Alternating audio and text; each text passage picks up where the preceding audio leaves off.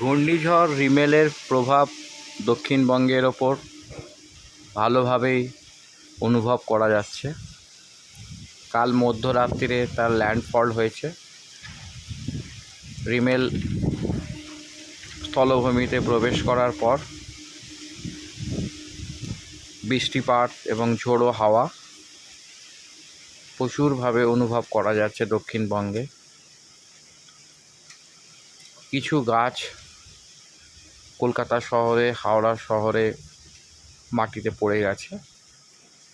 আগে থেকে প্রস্তুতি নেবার জন্যে বিপর্যয় মোকাবিলা দপ্তর, পুলিশ, দমকল খুব তাড়াতাড়ি এদেরকে সরিয়ে দিয়ে জনজীবনকে স্বাভাবিক রাখার চেষ্টা করছে।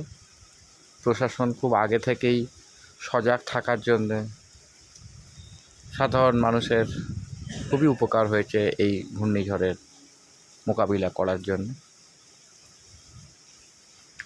এখনও এর প্রভাবে বৃষ্টিপাত ভালোই হচ্ছে, মাঝে মাঝে ঝোড়ো হাওয়া।